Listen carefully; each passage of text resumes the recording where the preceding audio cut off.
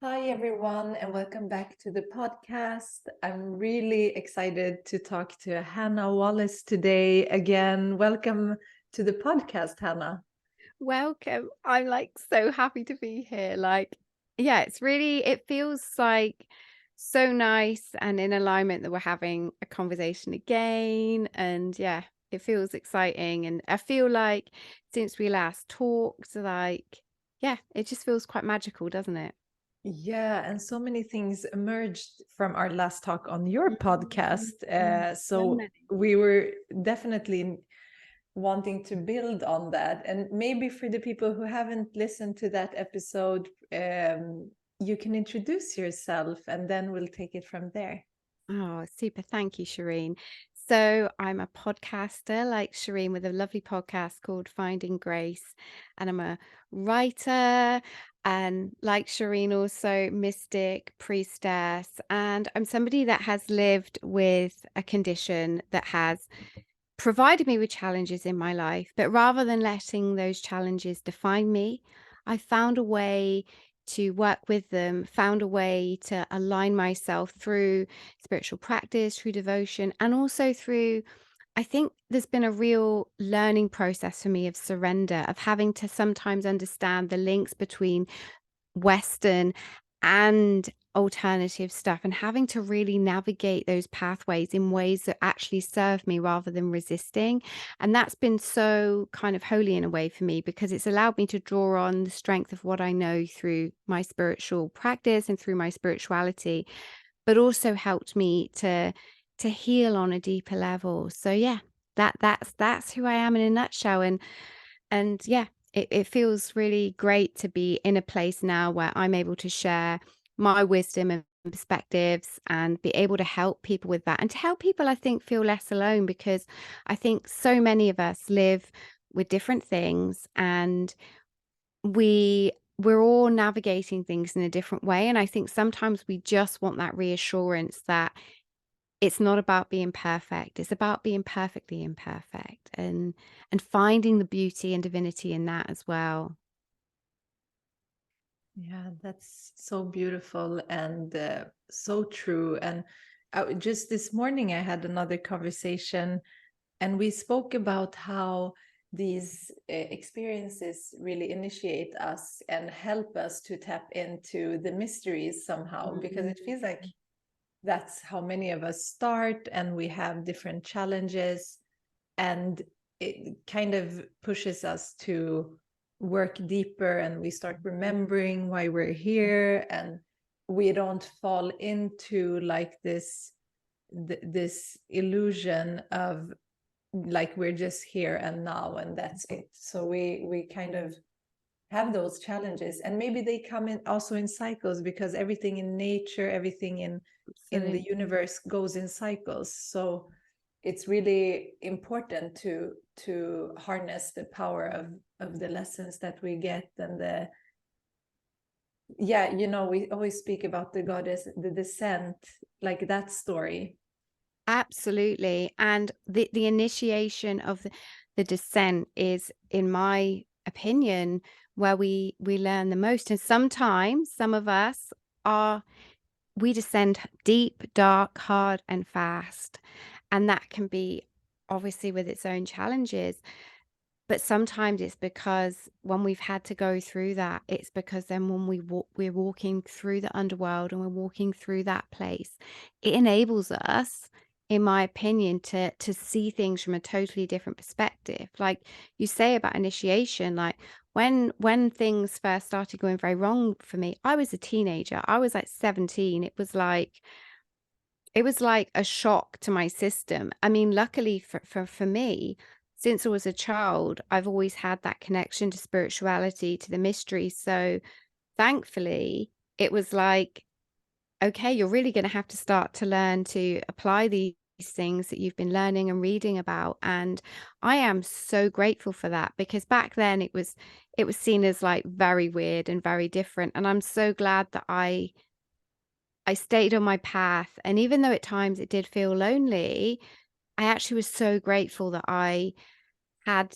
that energy behind me, supporting me, and it felt like I never had to define myself by what I was going through, because I always defined myself really by my spiritual path. That's how I saw myself.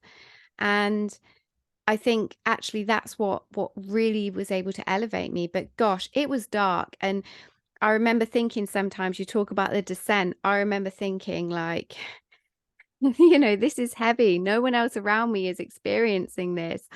Mm. But I look back now and I am grateful, because I realize the things that I've learned, I never would have those perspectives where I'm at now, and actually be able to really say to people, you're not alone.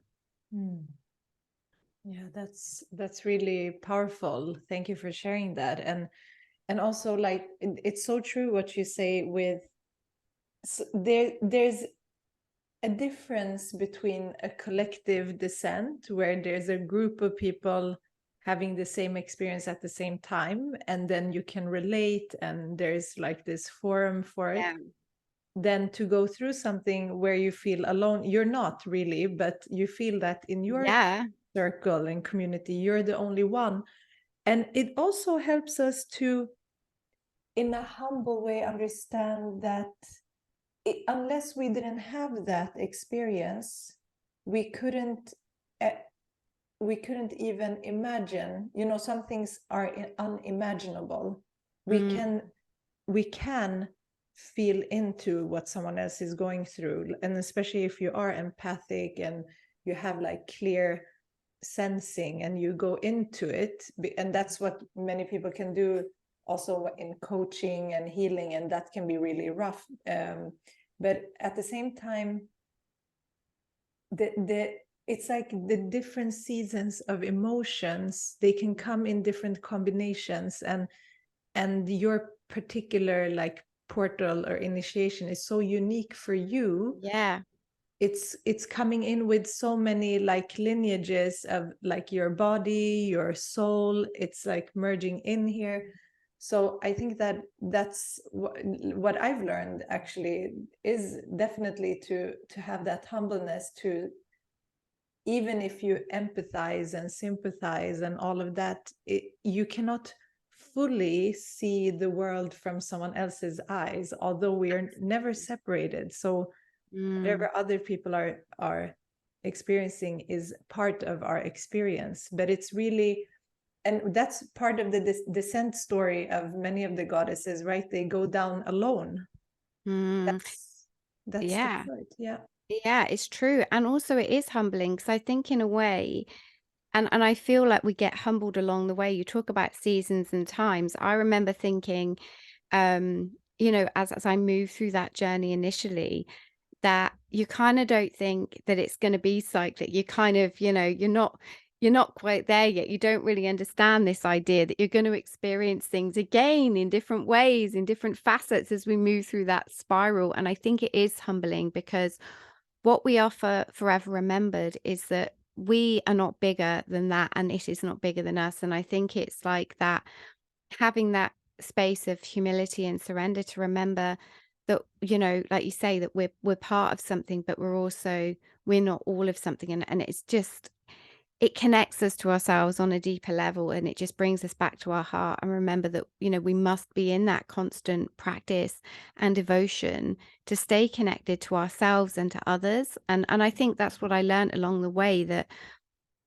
through that humility, that actually, that, we think we've got it all sorted out, right? We think we've done the work, or we've done the healing path, or we've tried this thing, and actually we get met by another, what we, however you want to call it, barrier. Let's just say it's that. But it's also because there's another facet for us to learn. And I think when I accepted this ever evolving process, and becoming okay with it, becoming okay with those seasons, becoming okay with the seasons of death in our lives, becoming okay with the rebirth, becoming okay with the stillness, becoming okay with the highs, I think it's liberating, because we start to learn to be okay with that. I mean, last year, as I shared with you, I broke my leg, and it sent my whole system I went from being in summer here in the UK in August, and I felt in the midst of summer, you know, I felt that energy, and it was like overnight I descended, Shireen, like I descended into it felt like autumn, boom, came overnight. And it was almost like the goddess, God, like whatever source, whatever it was, I felt this like deep, mighty rumble of like surrender. And it wasn't a case of like, hold on a bit, have resistance. It was a total surrender. And despite in my life, you know, having many experiences of surrender, I have never surrendered like I did. And it was it was dark, but it was also because I think, you know, luckily when you've been there and bought the t-shirt a few times, as I'm sure you have, that there was a beauty in that, because I was able to be like, do you know what? I'm okay with this. It wasn't in the plan, and this is really shocking, but I'm going to trust. And it felt like it felt like liberating in order to do that.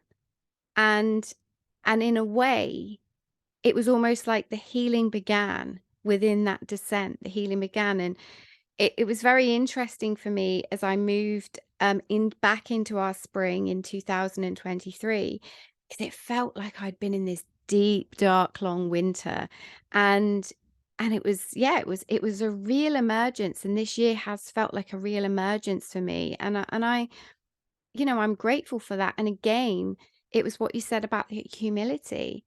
I felt that humility, you know, spirit met me with humility to give me time to totally rest. It was like during that time, I almost like spoke to my nervous system and was like, what do you need? I'm here. I'm here. Like, I'm not going to fight this. I'm not going to try and force anything. I'm going to welcome what healing comes, but I'm not going to do my usual process, Serene. When something goes wrong, I like jump in the, you know, the alternative manual, and I am literally like, you know, what can I do? What can I do? Like in every possible way. Now, where, you know, obviously we can draw upon good things, but I knew that that obsessive pattern was something I needed to kind of break free from, that I didn't always need to try and fix myself. I needed to learn to be. And you know, that's taken me a long time to get there. But yeah, that was a descent, and when you just said that about descent, I had that image in my head. Yeah, I remember that descent feeling, because that was me last year. It's, yeah, that's incredible. There's so many points that you brought up that are so important. And also, like, if you stop like constantly trying to fix, Yeah. then you surrender, then you are in devotion, because then you feel like you can accept and receive Yeah. like this divine support. And if we can't trust in that, then that's when we become like very, and I totally relate to that, and can like have so many examples of that. And I think that it's so beautiful that I'm gonna say also that from that time that you're speaking about, I think on a collective level, because I've met many other women who are doing the same work, there was a descent at that Mm, time last year. Something mm, happened, a lot of collective things. And as I said, like even at that point in October, I think I stopped recording. I was like going also into a descent. And mm. then so maybe it was like for you, like a fall equinox thing. And Yeah. then doesn't it feel like in the spring equinox, I mean, that's so symbolic, right? It That's like was what it's all so, about. Shireen, I knew, it's so weird you say this, because obviously, you know, I joke that last year, in the first half of the year, kind of emotionally, I felt very fragile. And then in the second half of the year, I actually broke physically. And, you know, I knew, you know, I knew it was obviously, it was around the end of August. So I knew the portal for autumn equinox was opening.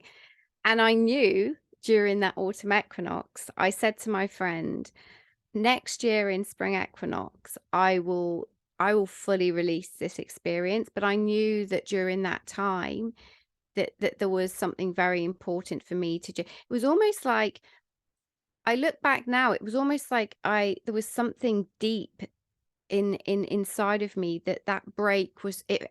I look back now, it felt so symbolic, because it was, you know, it also made me surrender in a way that, whereas I already had a few physical limitations, it actually really physically limited me in a way that I hadn't experienced before. And so the way I had to surrender to the people around me helping me was actually like a lot. And I actually didn't leave my house for 6 weeks.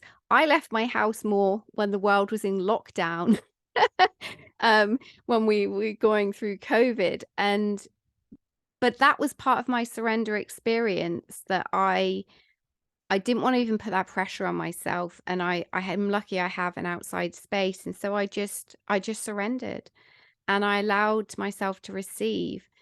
And it felt, on a really weird and deeper level, as I've now emerged into this year, it felt like there was some sort of deeper feminine initiation, a softening, that for so many years there'd been this hardness of me always having to be on it, trying, like, even when I've been in, in experiencing all these amazing things, I was always on it. Like, what can I do next? What can I do to help myself? What can I do better? And it was almost like it drew a line, and it gave me that space, like what you said, that pre-equinox, Mm. it gave me that space just to pause and be like, Exactly. okay, like, I really was like, goddess, what do I need to know right now? Mm. And I'm willing to listen here, and I'm willing to soften. And I feel like, because I took those, lessons and that experience in a way that it was that surrender, I really have, in a strange way, felt the benefits of that, later this year, where I think there's been this softening, there has been this less of a need to chase. And to be honest, I didn't even know until I was in that place that I was even doing it, because, from the outside world, I was quite a regulated person because I'd done quite a lot of work. But I guess deep down, I knew I was always like on the case to chase things, to do things. And I think there was always this deeper message. And, we all understand this with the feminine and the masculine, of it's that constant doing, where I think from our childhoods, we're like, what can we do to fix stuff? How can we achieve? And I think as women, one of the deep things I started to realize during that time, that many of us who especially are in our like later 30s and 40s, we're children of the 90s, which was a very much a time of like, we're working on the male kind of 24-hour cycle. And nobody was talking to us that, what, women, you're different. You know what, young girls, you're different. You work on a cyclic level, and you don't need to base your life just on achievement. You don't need to be like men, and that's okay. If you want to chase that, do that. And I think that the really great thing is, now these conversations are helping people to actually realize we can choose differently. And it doesn't mean you're not achieving if you're choosing a softer, more feminine way, and you're really embodying that, because it's so healing for our wombs, for our hearts, and for the mother lineage, that so many of us, where down our lineages, our mothers have had to fight, and our mothers' mothers and their mothers' mothers have had to fight and push, in many different ways that, we will never have to experience. But I think that there's a real reclaiming of the feminine that's arising and starting, and I'm sure you will understand that, because I know we're in a kind of similar bracket. And Mm. yeah, and I think it almost took me to last year to realize that what I was really shedding here was this kind of this shell that we put on us, to be like, we can, we're basing our lives on achievements, and it's great to do things, it's great to achieve things, it's great to, do well. But it's also great to know yourself on a deeper level, and to understand your own rhythm, your own cycle, and learn to trust your body. And I think everyone, male and female, we all have different ways, rhythms, our body temples all different, but no one ever tells us from a young age. The most important thing you can do is learn to understand your pace and your rhythm, and also recognize that you're cyclic, you're seasonal. I mean, that's liberating, isn't it?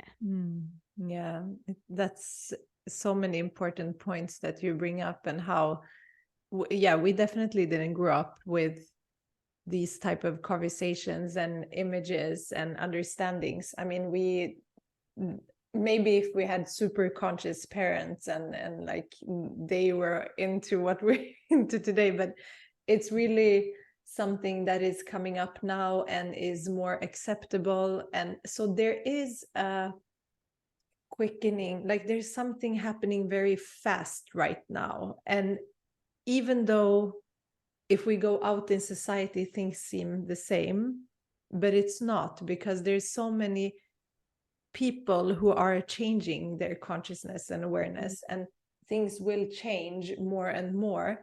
And then there's always going to be like shifts will take time, but it's a different view now. There's so many differences, and at the same time there is always this counter force that is holding that evolution back somehow, or trying still, but it's not going to work.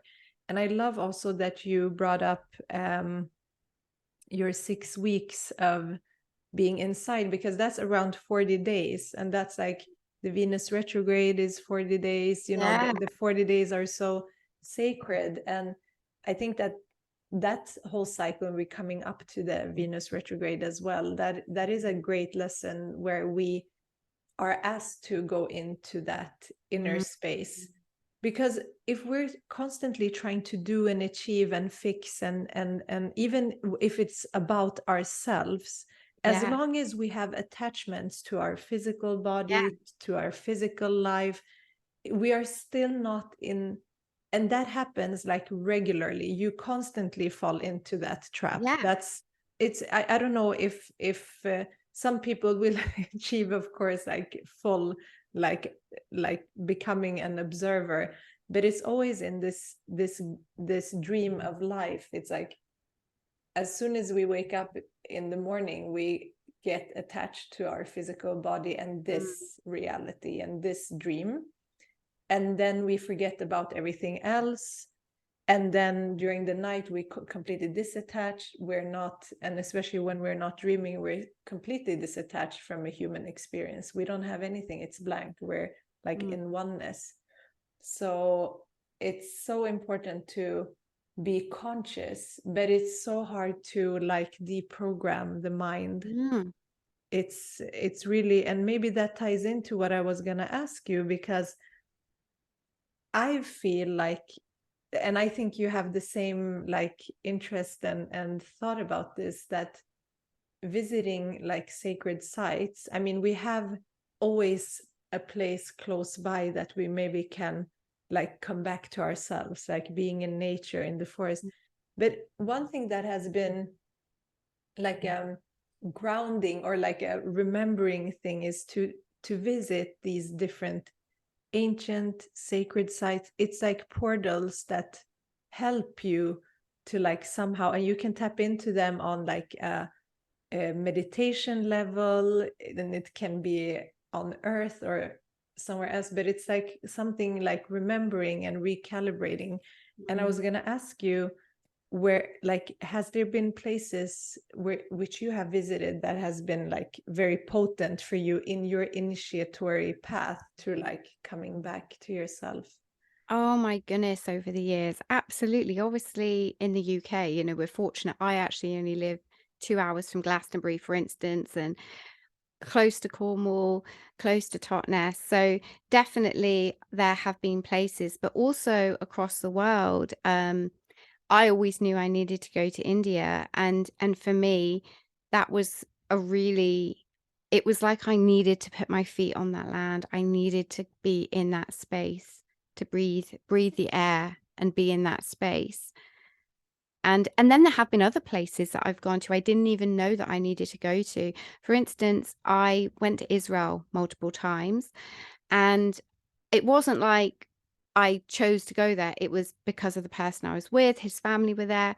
So it was like, it wasn't like, oh, I want to go to Israel. I'd never, if I'm honest, thought I want to go to Israel. It'd never been on my kind of, list of destinations.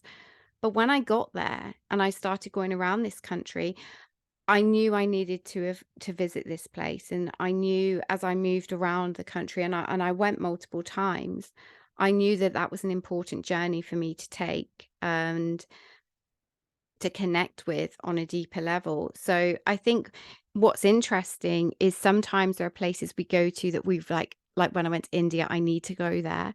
And other places we don't even know. Like I feel a weird spiritual connection to Paris. I feel I felt in Florence that I'd walk the streets in other lifetimes. And then when I went to Cuba, I was like, why do I feel like I know this place? And and I think the biggest thing that I've learned is as much as we can go straight to the sites and straight to the temples and to the churches and to the places, I've started to also learn over the years is that it's also in the place itself, taking in the atmosphere, sitting in certain places, even even just going for dinner somewhere that can evoke a memory or a feeling. And I think I've learned to find the practice and the spiritual practice in that as well. And that has been really potent as well, because it kind of like draws out the devotion as this idea that it is like constantly weaving within us, within the mundane as within the great. And I think that's been really potent as well for me. But yeah, I mean, it fascinates me how that we can go to some places and be like, oh, that was a great place to go, like definitely go there. And then other places it's like our soul knows, right? And we can't describe it, but we know it. And I think for me, that has been something that as soon as I land somewhere or I get somewhere and I'm like, yeah, this is somewhere I know I need to be, I allow myself to immerse myself in that. And yeah, that's been like, I'm really lucky that I've been to Egypt multiple times and had some very esoteric experiences there. Um, and it kind of blows my mind that I had these deep experiences that I went because my mum and I, quite frankly, wanted to go on holiday, not because like either of us were like, oh, let's go on a pilgrimage, but it was almost like I was guided there. And because I just continue my daily practice as part of my life, that it just dropped in. And that for me is magical as well, because it just means you're in that place of receptivity and receiving. And I think, for anybody listening, the art of learning to go somewhere without the expectation of what you're going to get, or when you're going somewhere, just continue your devotion to show up and trust that you could go to the temple and you could also go to the street cafe and you could receive the download sat drinking the cup of coffee, not even just at the temple. And I think having that openness and devotional practice in that way is how I've really found a magic in kind of the practice of life. That's so beautiful, and how amazing the different trips that you made, and how they have like different flavors, they have different Mm. energetics. And I really agree with you that sometimes we go to places which we don't really like, maybe we don't have any expectations, or like it's spontaneous, or like it's for some reason we ended up there, and then it's like you can find the mythology of the place. Oh Like my I realized I went to like certain places which had like goddess energy, and I didn't realize it when I went. And then there was like this ancient tradition there, or but I really learned how to tune in also. Like when I made my traveling more intentional, and like tuning in, when a place is calling. And Yes. for some reason I have been, I mean, we're not far away from UK in Sweden, but it's also like we have so many places in Europe that has this ancient rich history, but for some reason I do feel connected to certain places in the UK, and there's something like really, it can be heart opening, it can be also initiate, like it can be sometimes rough because something Yeah, of opens up. course. That's, yeah, last time I felt that. And my years in Ireland, that was also like extremely initiatory. So there's something about the islands, and then maybe if you would come here, you would sense something else opening up, because like you're not like rooted here. At the same time, you're maybe getting something from the nature and connecting with like the spirits of here. You know, we all have different spirits as well. You know, we have different plants, and some plants are the same, but that's also connected to the different nature spirits. So it's so magical to be able to do that. Yeah. And also to, like you said, really make it a priority to also find that power spot for yourself where you live or close to where you live, because it can be just something that you feel that you tap into, like finding that little sacred space that brings you back to remembrance. And then when you are in that devotional intentional place, then anything that's going on, or any initiation that's going on that is tough, then you just get that support instead of trying to fix. You just enter that space, and then something will happen. As long as you have an intention, something will happen. I agree. And I think as well, you know, it's our receptivity, isn't it? It's our ability to allow and receive, which it's very interesting because most of us are always trying to, without realizing it, in order for most of us to feel safe, we try and control, even when we are on the spiritual path, because it's so deeply woven into our programming. And I think deconstructing that has been such a, I don't know about you, but such a process and practice for me, because it sneaks up on you in so many different ways that we don't even notice it. But it's so empowering when we realize that. I like to ask myself, where did this actually come from? Is this mine, or is this from someone else, or is this from society? And I think there's such a wisdom in asking ourselves those questions and being like, why am I holding on to this so much? Or why do I need to control this narrative? What would it be like to just loosen the grip a little bit?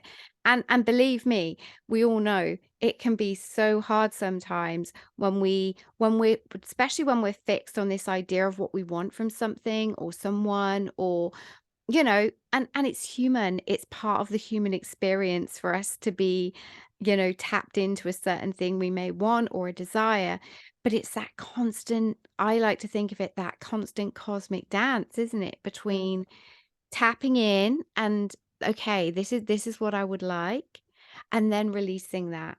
And oh my goodness, I mean, anybody listening, I'm sure you're all having that dance with the universe where you're like, come on, why isn't it happening, or why doesn't it show up? And I always bring myself back to a place, and I'm like, okay, what do I need to do? And it's always that deep thing of trust, isn't it? And be like, how, what would it be like if I could just trust? What would it be like if I trusted that I'm always going to be looked after and supported, even if it's not how I expected, but I always am. And I've tried, not always been wholly successful. I tried to live by that, but I think it can be, it definitely comes with its challenges, and I certainly have been met with those on many times. But it's good in theory to have the intention in your mind, right?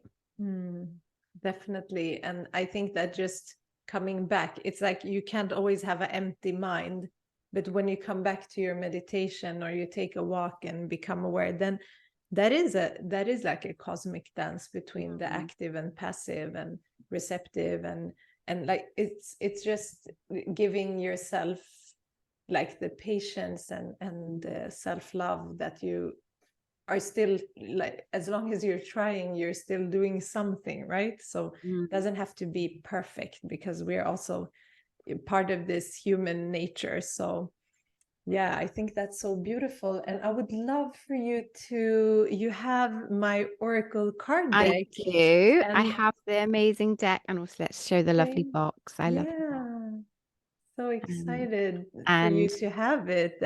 And I would like, I mean, I usually draw cards on the show now, and I just felt it's so great if you would draw one for us and everyone who's listening. So I think I'll draw us two, I'm feeling called to find out. Maybe one for me and you, yeah. and which is very interesting what we've just been talking about, and one for, oh, wow. So firstly, so this is for me and Shireen, and it's so interesting what we've been talking about, that kind of cosmic dance and coming back to ourselves. It says, I have a healthy and stable foundation in my life. And The I root think that chakra. so important. I think because we have spent so much time in our lives, and I'm sure there have been periods where you feel very up there and not embodied and in our bodies. I think the biggest thing that I've really learned over the years is grounding and creating strong foundations is the literal key to success. And I feel like that's just mirroring back what we've been talking about here, that devotion is in practice, and just create, and gosh, like, for anyone listening, like, the biggest favor you would do yourself is create strong foundations, because then on those foundations, it doesn't matter what comes up, what comes down, what goes around, what spirals, there will always be something to fall on. And that's strong foundations. And I would say to anybody who is beginning their spiritual path or on the path, go back and check in with your foundations, because that will serve you along the way, in the tower moments, in the death moments, as well as the moments that are amazing as well. That's amazing reading, and like so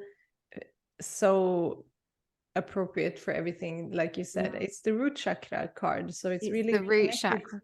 yeah, coming down and into the body, and being like present. So thank Yeah, and you for wait till you drawing hear what I've collectively pulled. This is going to that. blow your mind Yeah. on sacred spaces. And I am like, wow, we've got Oh the wow. Glastonbury card, and we've got, Yeah. I give, well, I deserve to receive and give love. And firstly, the fact that Shireen and I have been talking about, she asked me, are there any spaces you go to? But I think the deeper message here is that we've been talking about receptivity, right? We've been talking about coming back to your heart, listening to your own rhythm, and our willingness to receive. Like, uh, for every woman listening here, have a look at the way you receive, because we have so many layers around us that blocks us off from receiving, because we've been so patriarchally programmed never to receive unconditionally, or to limit how we're going to receive, or what we've got to do in order to receive. And realizing that we do deserve to be these open vessels to receive and to give love, and that it's safe for us to do that. Because I think for so many of us, from childhood experiences, from then as we move into our teenage years, and then from various levels, we get kind of bashed, to say the least, and bruised. And it comes back to this space of asking yourself, often it's so much easier for us to give, right? But not to receive. And I love that, in a way, on this call, you're allowing yourself to receive in a way by getting me to pull the cards, because you normally do that. And I think that's a really great example, that Shireen has been like, I would like you to pull my deck, and I'm going to receive that as well. And maybe if you're listening to this, go away and ask yourself how you can receive on a deeper level. Ask yourself what your relationship with receiving is, because, like those strong foundations, I think it comes up to how we learn to receive means how we not only just learn to receive, quote unquote, the physical, but it's how we learn to receive spirit.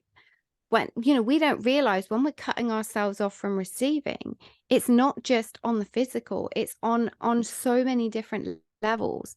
And, I think that I would like to kind of, I don't know if you'd agree with me here, that often our nervous systems aren't even programmed to receive. It doesn't feel safe. Mm. So I've had this kind of thing going on for a couple of years where I ask myself, how does this feel in my body and nervous system, and check in with my heart and ask myself how I'm receiving. And you look at my experience last year of when I broke my leg, I I had no choice but to receive help. Mm. I had to receive in a way that I didn't even know would be kind of stripped back in a way that, it was really extreme initially. And what I remember when I was going through that, I remember thinking the real practice is going to be when this gets better. How am I going to carry this through and continue this practice when I'm back in the control seat, when I can do more for myself? How am I going to learn to receive then? So that has been the practice that I kind of intentionally took through to 2023, because we can always, when we're forced, as we know, when we get sick or when something happens or when we have a breakup, it's actually, we really learn how to apply the lessons to something when we move out of the space of what's happening to us and kind of back into the happy space. Yeah, so true and so beautiful, everything that you shared. And yeah, I can just agree with everything. And just it's really interesting that you say that the nervous system is not wired, because it can become like an inner stress Mm, because we're in that state. That means that we need more yin, the mm, yin energy and rest and coming. That's when the divine feminine, like, we can learn so much from her archetype. So I mm. think that's so beautiful.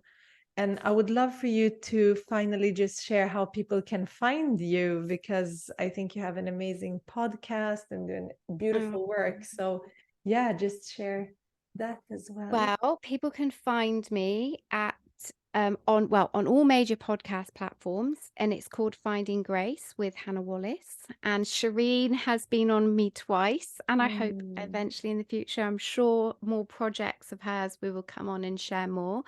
Um, and I have my website, which is www.hanna-wallace.com, and you can find I've got regular blog posts with like about 500 words, just every bi-weekly, a little bit of wisdom dropped. And like, if people want to contact me for readings and other experiences, they can contact me via there as well. And actually, Shireen, this weekend, what I can share, I was doing, because I use the tarot as my main kind of base, and Mm. then I use oracle messages placed around the tarot. And like I explained to you, placing them on by tarot cards to get that to mirror. And I used your cards Oh, this weekend, just gone. wow. And it was really, really cool to be able to give those extra messages and the depth to the tarot and to kind of blend the two together. So, yeah. That's amazing. Thank you so much.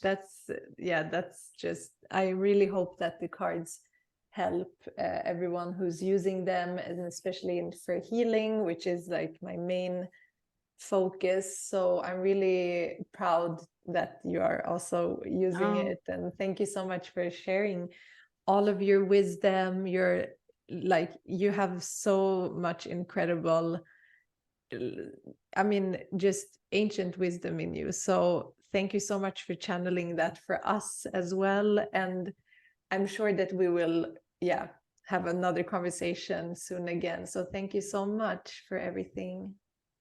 my pleasure. Thank you.